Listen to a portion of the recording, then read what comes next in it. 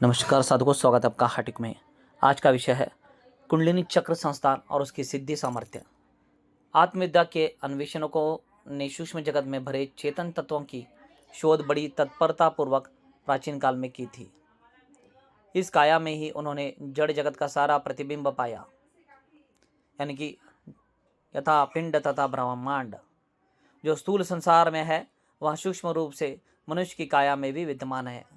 इसलिए महंगे उपकरणों और साधनों द्वारा की जा सकने वाली प्रकृतिगत शोधों की अपेक्षा उनके यहाँ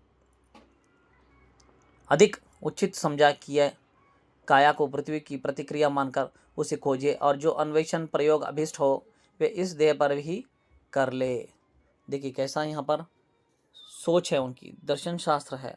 ये प्राचीन ऋषि मुनियों की दर्शन शास्त्र है, उनकी सोच है जो उन्हें समाधि तक लेके गई, जो उन्हें योग में सिद्धि प्राप्ति और कुंडलिनी शक्ति जागृत वहाँ तक लेके गए। इन्हीं अन्वेषणों प्रयोग के दौरान योगियों आत्मविद्या के जानकारों ने जो निष्कर्ष प्राप्त किए उनके अनुसार योगाभ्यास की अनेक प्रतिक्रियाओं में सबसे महत्वपूर्ण है कुंडलिनी महाशक्ति। इस महाशक्ति का स्वरूप समझने एवं उपयोग जानने पर पाया गया कि कुंडलिनी का आधिपत्य मुख्य रूप से मानवीय काया में ही अवस्थित दो केंद्रों पर है। इन केंद्रों के सामर्थ्य पृथ्वी के दो ध्रुवों उत्तरी ध्रुव और दक्षिणी ध्रुव के समान है।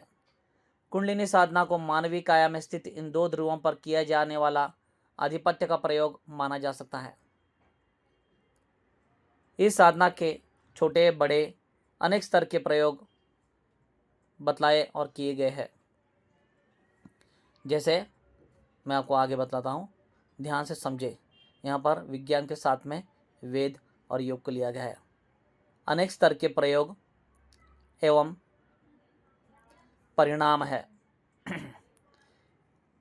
सर्वसुलभ आरंभिक प्रयोग भी इस साधना के हैं। उन्हें करने से भी सामान्य जीवन में तेजस्विता, प्रखरता एवं क्रियाशीलता भर सकती है। इस महाशक्ति की साधना के कठिन और उच्च स्तर के प्रयोग भी है, जो व्यक्ति की अंतरंग सत्ता को इतनी व्यापक बना सकते हैं कि वह ब्रह्मांड की महान सत्ताओं के साथ अपना संबंध जोड़ सके। इस ब्रह्मांड में इतना कुछ भरा पड़ा है कि मनुष्य की कल्पना तक उस सब को जानने समझने में समर्थ नहीं हो सकती। देखिए यहाँ ब्रह्मांड में इतना पड़ा हुआ है कि मनुष्य की सोच समझ संकल्पना से बहुत ऊपर है। तो यहाँ पर हमें ये जानना है कि यहाँ शरीर कैसा है, हमारे जैसे ब्रह्मांड में है वैसा शरीर में है। पर ब्रह्म के अतुल्य वैभव को छू सकने की क्षमता जिस व्यक्ति को उपलब्ध हो जाए वह प्रकृति के समृद्ध भंडार से अभिष्ट मात्रा में जो चाहे सो प्राप्त कर सकता है और उस महाकोश में अपना अनुदान देकर विश्वव्यापी ब्रह्म चेतना को प्रभावित भी कर सकता है। कुंडलिनी का मध्यवर्ती जागरण मनुष्य शरीर में एक अद्भुत प्रकार की तड़ित विद्युत उत्पन्न कर देता है।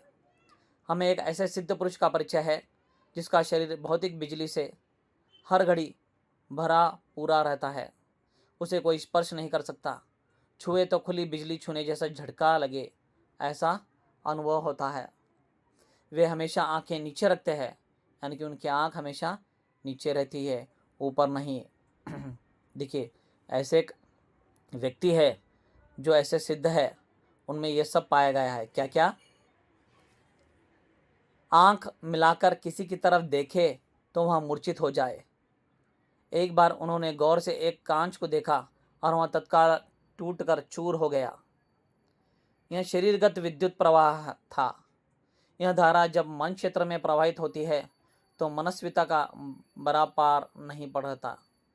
नारद के आगे वाल्मीकि और बुद्ध के आगे अंगुलिमाल जैसे दुर्दांत दस्युओं का पानी पानी हो जाना इसी मानसविता का चमत्कार था। योग साधना शरीर, मन और आत्मा के स्थूल, सूक्ष्म एवं कारण कलेवरों में ना जाने कितनी सामर्थ्य उत्पन्न कर सकती है। कहना ना होगा कि कुंडलिनी जातना साधना योगाभ्यास की अति महत्वपूर्ण प्रक्रिया है, यानी कि एक अति महत्वपूर्ण हिस्सा है। किसका? कुंडलिनी योगाभ्यास का एक अति महत्वपूर्ण हिस्सा है। कैसे?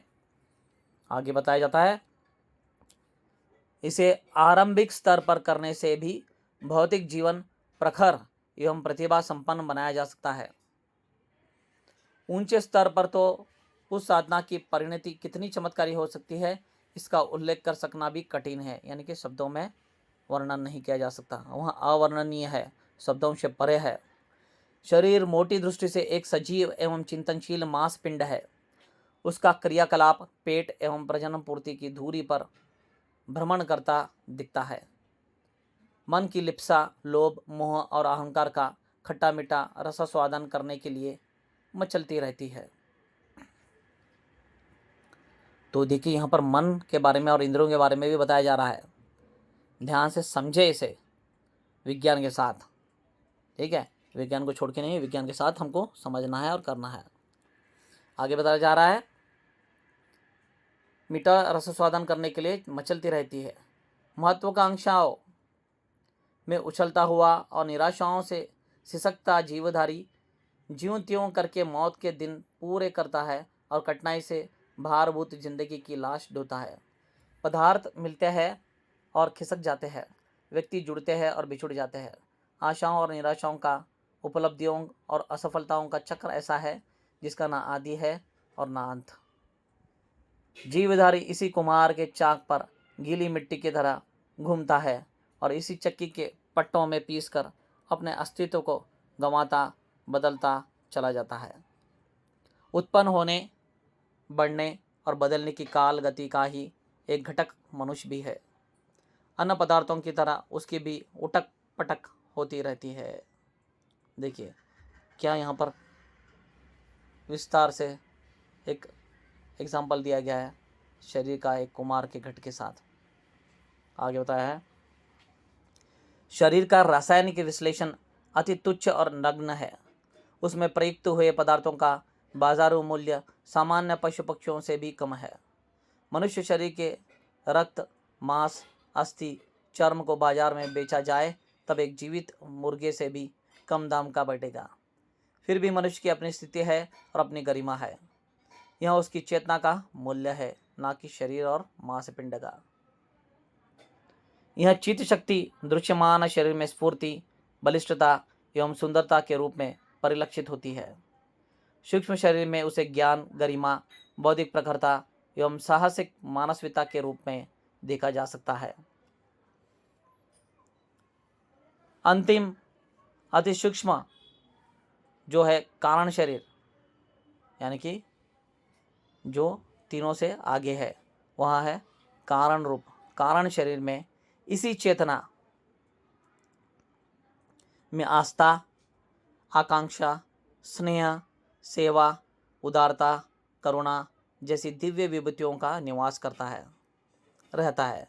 इन तीनों शरीरों में जो चेतनात्मक ऊर्जा, चित्त शक्ति काम करती है, उसे अंतरिक्ष व्यापी ताप, शब्द, विद्युत, ईश्वर, ईथर आदि के प्रचंड शक्ति कंपनों से भी अधिक क्षमता संपन्न माना जा सकता है।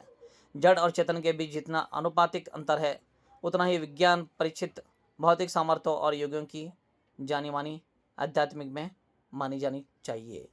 तो यहाँ पहला भाग था, इसका अगला भाग आएगा। इसमें आपको पसंद हो तो लाइक करें, शेयर करें, ताकि सभी को पता चले प्राचीन भारत का ज्ञान और योग और सामर्थ्य। बस इतना ही था इस वीडियो में।